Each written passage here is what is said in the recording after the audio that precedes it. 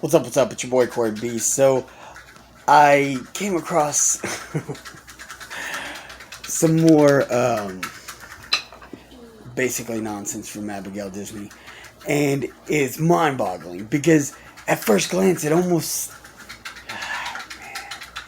It's interesting to see how many people, sadly, how few people are siding with her, even though we're talking about how she's defending the working class, which, oddly enough, the working class should be defended. When you think about the different situations, and she's speaking about, she released her film at Sundance, and as of today, it's been released on VOD. But she talks about the idea of the everyday workers at Disney struggling. The CEOs, they're making bank, and all the executives are making bank, and all the everyday workers are struggling. And she said, how can you rationalize in your own head that Cinderella sleeps in her car? And that's a terrible thing. It's absolutely terrible. So these people need to be defended. Absolutely. Why would not somebody want to stick up for these people? But what's sad is her approach, because her approach loses people, and that's the problem. Your delivery in your message and your validation for your point and your research, your background, all of that comes into play. And if it's flawed, then you lose people. So it's interesting how many people she's lost just because of her approach and because of how she's saying things. And what's interesting is she chalks this up. She recently in an interview was chalking this up to the idea that all these people are siding with the executives opposed to the everyday working class, even as it's trickled down through financial media and money news and things like that, as trickled down. And of course they side with the executives, of course they side with the corporations, but then it's trickled down to the employees, and the employees are actually siding with the executives as well. And the problem is what she says. She says the problem is that they've been glorified since the greed is good 80s, and that the wealthy CEOs and investors and such have been, built up to be celebrities. And the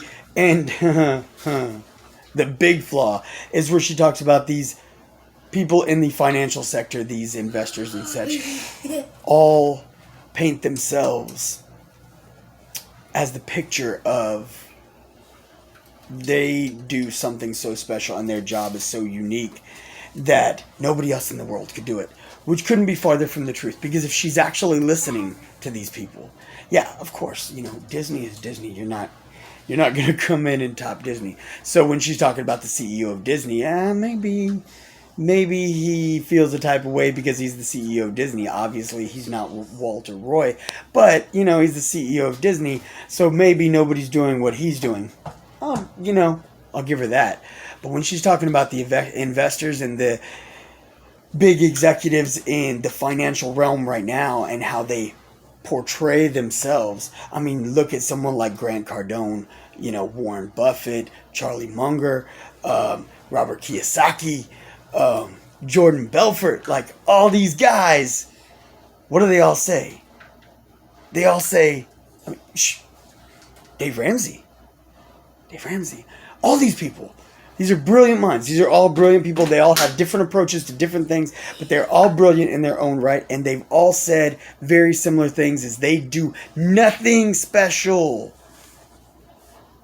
Nothing special. Is it absolutely anybody could do what they do?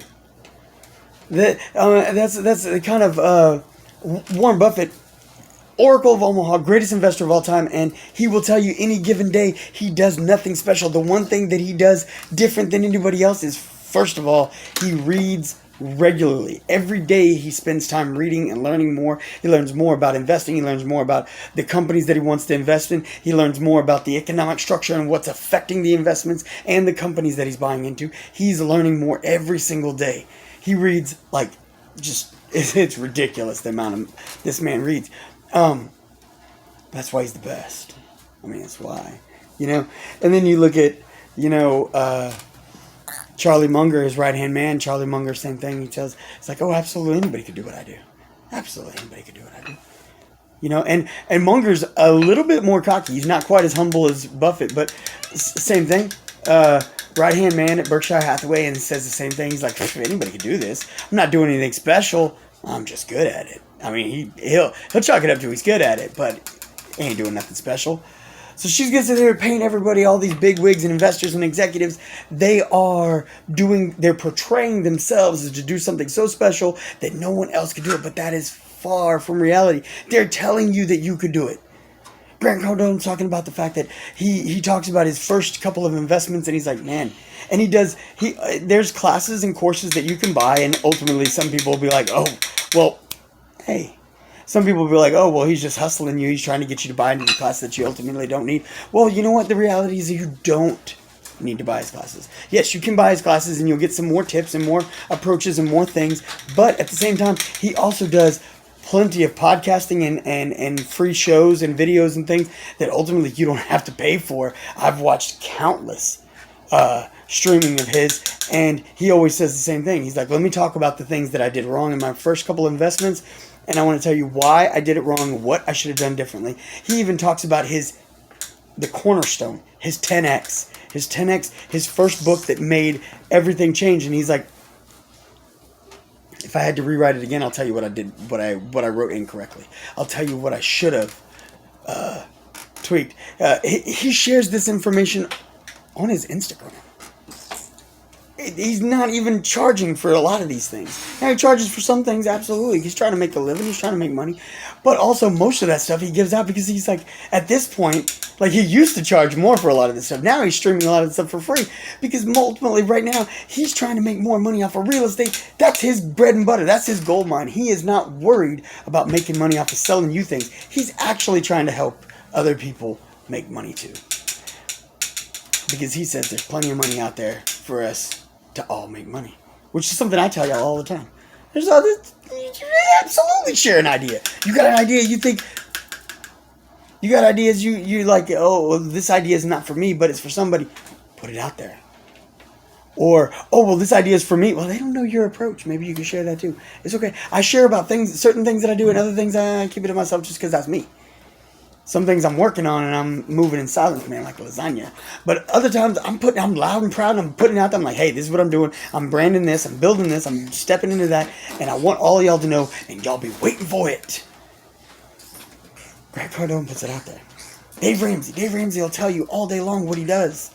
Now there's courses that you can buy. You can go to FPU and take his classes and stuff, but he gives so much for free. He streams a podcast, and I've listened to, countless. Again, I've listened to countless podcasts of his, and he puts so much out there for free because ultimately he's got a heart for helping people, and he's made a lot of money, so he's in a place where he's like, it's not so much about getting rich anymore, it's about helping some more people. So, Kiyosaki. The man's made money in real estate. The man's made money in investing. The man's made money in books. The man's made money in crypto. The man's made money all over the place. And now he's giving more and more information for free. He's doing interviews. He's doing podcasts. He shows up on so many people's shows because he's eager to share this information because ultimately he sees certain things happening in the economic structure of our world. He sees things happening in the economic structure of our society, our country. And he's like, hey, I could help. Let me talk to y'all. Kiyosaki's putting it out there, man. He's putting it out there and he's not hesitating. Oh, Kevin O'Leary, Mr. Wonderful, man. Come on. If you never watched Shark Tank, man, that's fine. You ain't watched Shark Tank. Look up Kevin O'Leary. Kevin O'Leary, he's an indexer. That's his specialty. Ultimately, he's invested all across the board. He's invested everywhere. He says never put more than 20% of your nut in one place. That man's got his investments all over the place. That's why he keeps making money. He's made money. He's made money in educational tools. He's made money in the stock market. He's made money in real estate. He's made money in wine. He's made a lot of money in wine. He's made money in so many different things. The man has made money all over the place, and he's bought into. And if you watch Shark Tank, then he's invested in small companies here and there, startups and things like that. The man is all over the place.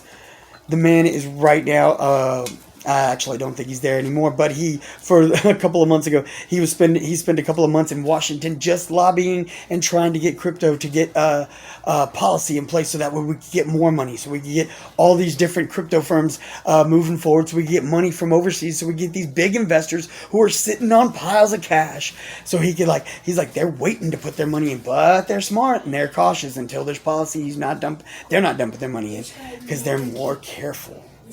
So he's been trying to make that happen. He's constantly trying to help other people make more money. Man, I mean, Dorsey, Cuban, these people putting content out there constantly. Dorsey's been out there. I do. Dorsey's been out there. He's gotten loud about crypto. Crypto's been something that's been passionate to him for a while recently, and he wants to educate people because he thinks that there's potential for this, that, and the other, and he wants to make sure that, that it's not a bunch of crypto cowboys and we're not renegades out here, but we're actually learning and we're building and we're growing and we're making money. So Dorsey's been out there endorsing these things. These are the guys that she's complaining about. These are the guys that she's saying are portraying themselves as to be able to do something that only they can do because they are the only ones who are that special. But yet they're teaching everyone how to do it. And big surprise, they're teaching everyone how to do it for free, man. I mean, everybody on the lower level, there's all kinds of people who are trying to get out there and they're trying to make money. They're trying to make, obviously you want to make money. But there are people who are trying to, I've known several people, this girl Cece, she was incredible woman, very brilliant.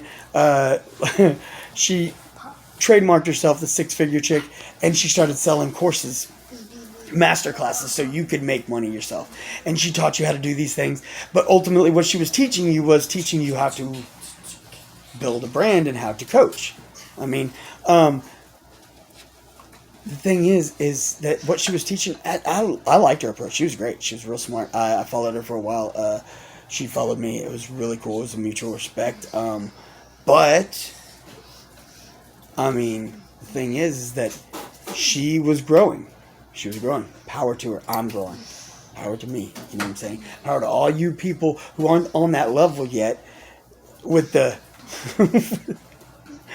with the Dorseys and the you know what I'm saying, and the O'Leary and the Cardone and the Ramseys. It's like you're not on that level yet. That's okay. So when you're not on that level, you're trying to, build a name for yourself. You're trying to make money for yourself. You're trying to brand what your knowledge is and what your skill and your talent. But at the same time, once you're on that level, it's not so much. Unless you're just greedy, it's not so much about just making money anymore. Because you've got enough and it's still coming in. You're going to make money just because you're you. Because they know who you are. So once you're on that level, it's not like that anymore. This guy got mega kicked. We're not in that place anymore. We're not that America anymore. That is an old, like she said, the greed is good 80s.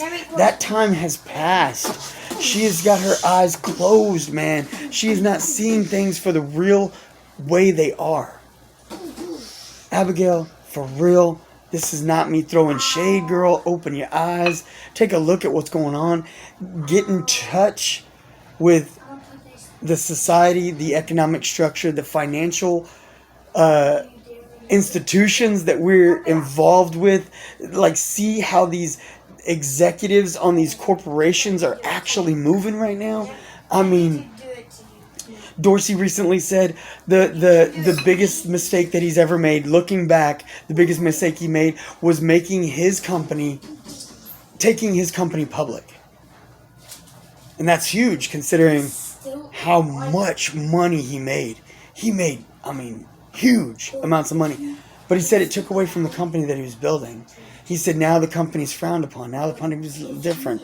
Now he feels like his company is tainted a little bit. He saw it as something different. It's not all about money.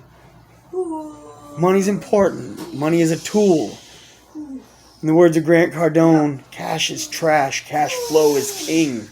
Cash flow. So obviously we need cash to buy things. We need money to take care of our families, take care of our business, handle our responsibilities, to live, to eat, to survive in this society. It is a capitalistic nation and we are built upon capitalism. And our structure functions based on money. But money's not everything. if you've got money, there's plenty to go around. And you haven't been born with a golden spoon in your mouth. I mean, come on. Take a step back for a second. Stop throwing shade. Stop thinking that if you want to spread your wealth around, spread it around. Lots of people do. Lots of people spread their wealth around. That could be you. You could be the one who shares the wealth, spreads that money around, helps some of these people. You can step up and say, hey, I'm going to donate so much portion of my wealth, so much portion of my trust, so much portion of my stock inheritance, things like that. You can donate that to Cinderella who's sleeping in her car. To some of these everyday workers who need a little help. Some of those everyday workers, $1,000 could change their life. I'm not being stupid like a bunch of these people who were trending on Twitter, Facebook, and whatever, and they were like, oh, Elon Musk is buying Twitter. Elon Musk should just donate that money to the world. No, I'm not saying that at all. Elon Musk worked for his money. I ain't mad at him. If he wants to buy Twitter, I think it's stupid, but that's his thing. It's not my business. But I am saying if you're going to sit there and talk about how you don't deserve all the money you have, spread it around. Ain't nobody stopping you. But for you to sit here and say it's not fair that I've got so much money and maybe these people who worked hard for their money shouldn't have their money either. They worked hard for it. Your family gave you your money. You choose to give that away if you want to, but stop throwing shade yourself. The world is not, man. Go this way though. The world is full of nasty people, but not everybody's nasty, and not everybody's actions are ill-intended. And on top of that, this idea of spreading the message that having money makes you greedy. Oh, come on, man. Everybody wants to make money. Everybody wants to make a little bit. Everybody wants to get their slice, get their portion. Stop making everybody feel guilty. That's why nobody's backing you. Because all the little guys down there, all the hard workers, as this trickled down, and you said, oh, well, these executives and corporate, tycoons have been, turned into celebrities, and that's why the little man, no, the little man is not buying into what you're saying because they want to believe that they have a chance. And you're telling them that if they shoot for it, that they're greedy? Nah, that's cold, girl. That's easy for you to say that people who want some money are just greedy because you've got money. When people were fighting for money, they're trying to survive. They're trying to build a better life for their family. They're trying to build a better life for themselves. They deserve it if they work for it. Open your eyes, see things different. Alright, y'all leave your comments below. Show your boy some love. Give me a heart, you know what I'm saying? Hit that subscribe button, ding that bell. I'm your boy, Corey B, and I'm out.